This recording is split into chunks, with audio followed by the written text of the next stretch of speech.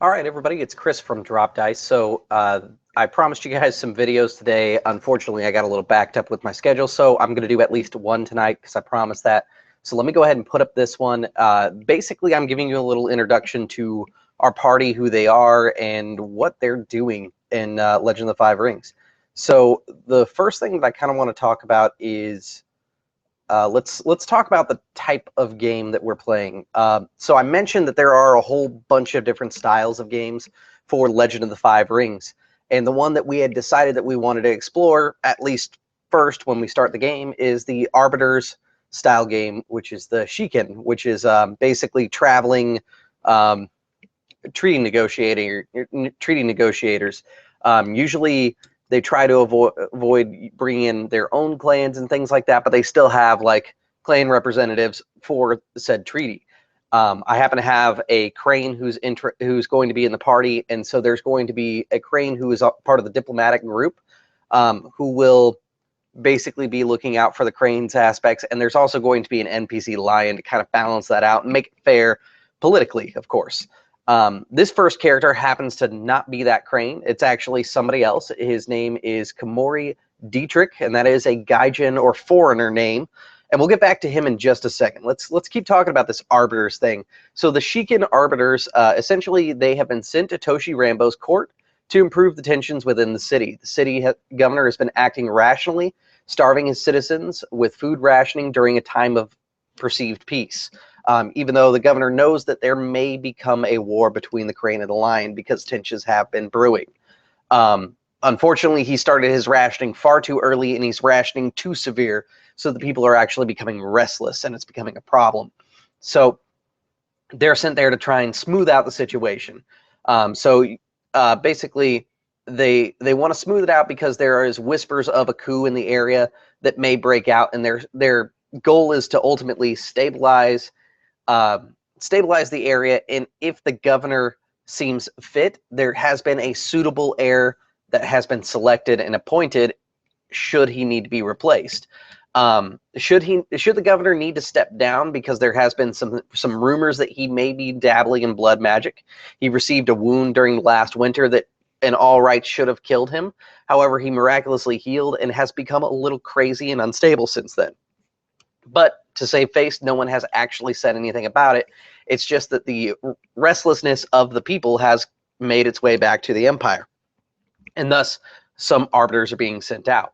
So the Shiken are there to investigate the governor, try and smooth over the war, and if the governor is found not fit for duty, if you will, they may petition the Emerald Magistrate NPCs that are going to be in the area for a trial and to bring forward any sort of evidence to prove that he is unstable and unfit for his position. The magistrates generally will run a court, but you still need proof in Rukugan society.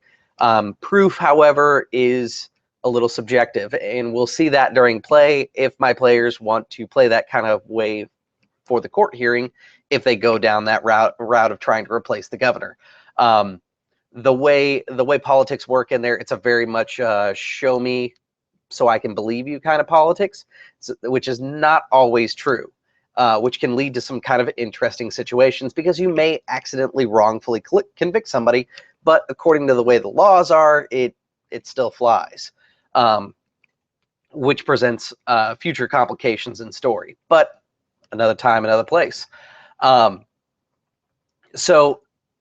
also are to watch the tensions between the lion and the crab relations. Legionnaires are deployed to the region to stop the war should it occur because the Empire is concerned so much about this war and possible coup. The Legion has been dispatched to the region to conduct drills is the official story. However, as the Shiken, they're aware that should things go bad, the Legion is here to fix the problem as they see fit, which could mean the deaths of hundreds of thousands of people within Toshi Rambo, which is one of the big primary imperial cities inside the area. Their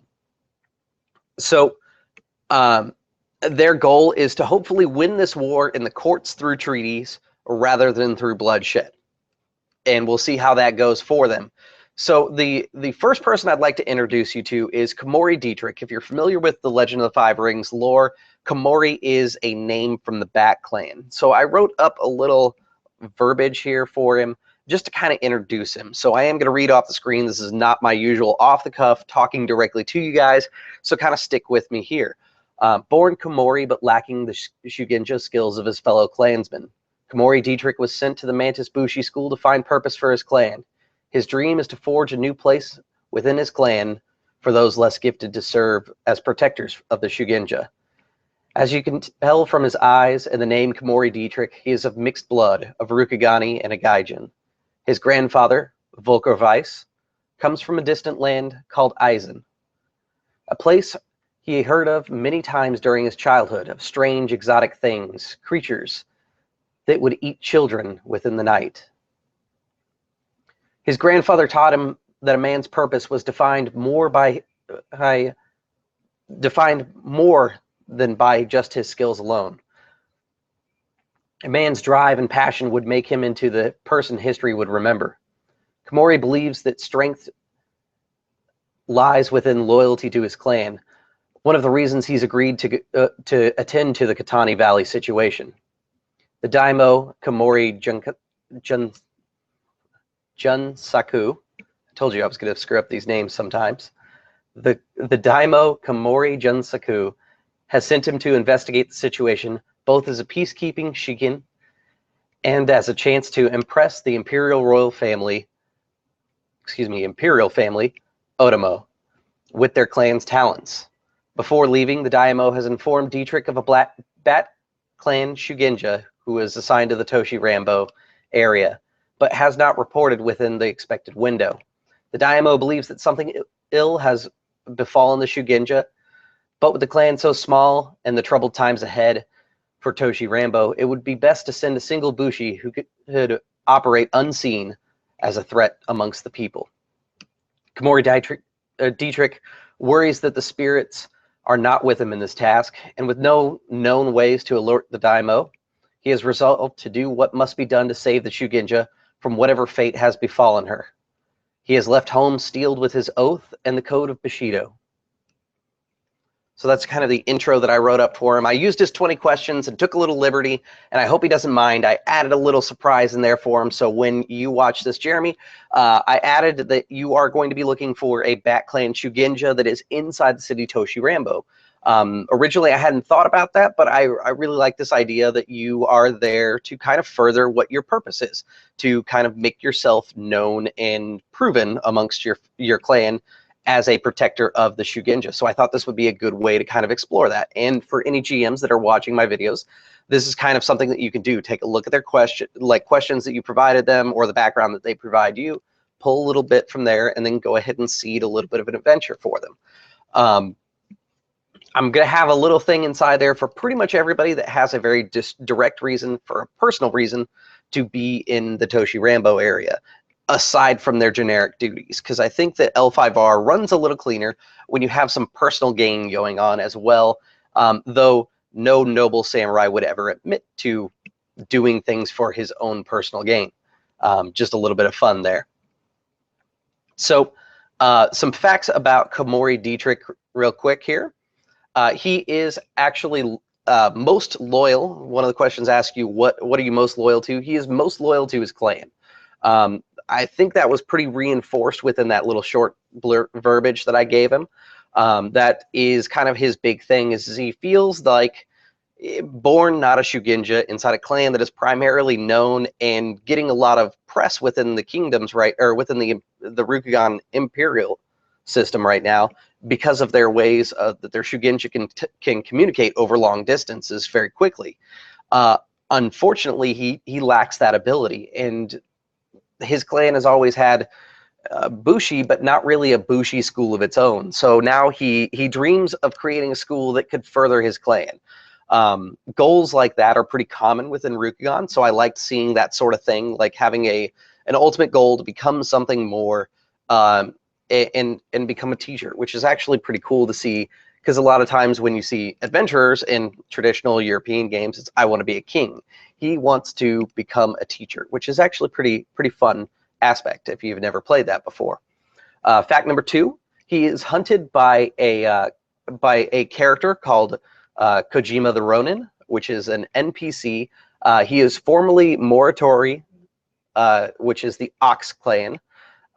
He was a Bushi with them. He used to be a horseman, and he was unfortunately disgraced because Dietrich discovered him and a few others within the Ox clan that were working with the Kalat.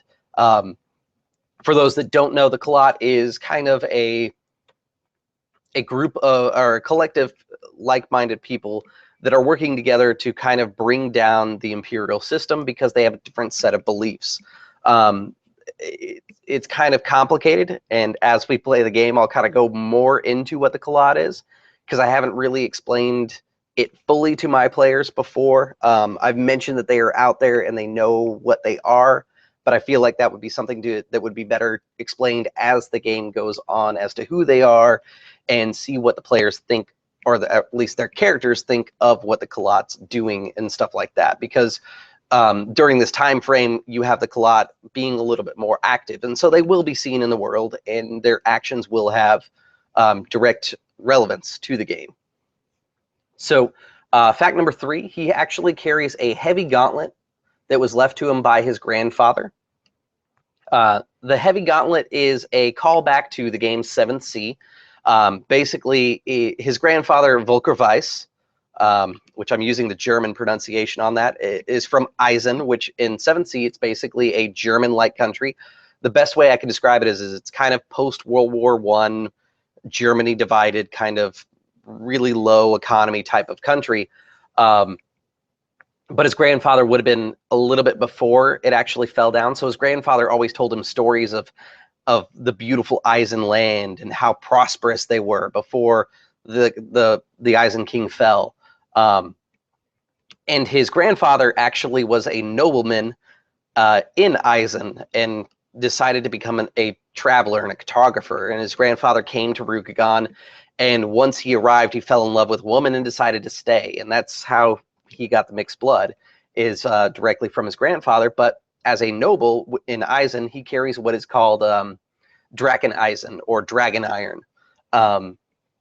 So it's a piece of armor that is made from a very special. It's kind of their equivalent to mithril, if you will. Yeah, that's probably the best way to put it. It's somewhere between like mithril and adamantium, but they call it Draken Eisen. I just got a question. No, his grandfather actually is the Gaijin. His father is even mixed, and he has basically quarter Gaijin, if you will. So let's see here. So the heavy gauntlet that he has been left by his grandfather is actually one of those Draken Eisen pieces. It's what's called a Panzer Fist inside the game 7th Sea. It's actually a weapon. We've actually done some modifications to the weapons stuff for him so that he could have a Panzer Fist in the game. So he's going to actually operate a little bit differently than some of the normal Rukagani Bushi, which will be interesting to play out, because he's going to be doing stuff like trying to grab swords and stuff like that to try and break stances, because that's what his grandfather would have taught him growing up. Fact number 4 here is his father, like his grandfather, was an explorer. His father actually died in the colonies when he was very young, and his mother died when he was even younger than that. So he has been actually brought up by his grandfather, a full-blood Gaijin. And fact number 5, I wanted to do this for all the characters because I think it's the most interesting question in the whole thing, is the last question, question 20. It asks, how do you want to die, or how do you see yourself dying? So he wishes to die from old age. He feels that is the most beneficial thing that he can do, is to live a very full life in the service to his clan. So dying at an old age seems appealing to him, whereas some other samurai may feel that dying in battle would be more honorable. Well, that's all I've got for Komori Dietrich. I will be putting out another one just as soon as I can. I will probably move over to my C-Smith next, just because I'm looking over the Google group right now. Let me do a quick screen share with all my viewers here, because he did submit a character portrait, and I'd like to share that with you guys. All right, here he is. He basically sought out a white guy in a kimono, there, or rather samurai garb, that would be appropriate to the picture. And I just love it because he's given the I got you, dude finger there. So I thought that was pretty funny. I just wanted to go ahead and share that with you guys real quick before we wrap this one up, because this one's kind of a short video. All right. All right, guys. So that's what I've got right now. I've updated the logo for the campaign as well for anybody who hasn't seen that, because I don't think I showed it on the channel just yet, but I could be wrong. I'll show it to you guys again anyways, because there was one player that I thought we might have lost him, but he actually decided that he was going to go ahead and join us again. So I went ahead and made some adjustments. And we changed the logo, so now there's going to be 5 players and 1 GM. I'm still thinking I'm going to do Twitch. I still haven't quite worked out everything, but I think that it's going to be the better way to go. Let me go ahead and share the new logo real quick, and then we'll let everybody enjoy the rest of their evening. Here we go. Here's the new logo. Basically, it's 5 banners. I mentioned the new character, this C. Smith here. Originally, my friend Brendan was playing them. We hadn't actually talked about playing the game in a little while, and so I was a little concerned that he might not be able to attend. So he has alerted me that he's still interested in the game, so we'll have him there as well. We also have a scorpion, a crane, and one of these should be a dragon emblem. I just realized I screwed that up, so I'll have to fix this. But I think I'm just going to go across the banners like this for fairness and switch out one of these scorpions with a dragon, so I don't look so foolish the next time I show you guys the logo. All right, guys. Thank you for tuning in, and I'll see you guys at the gaming table.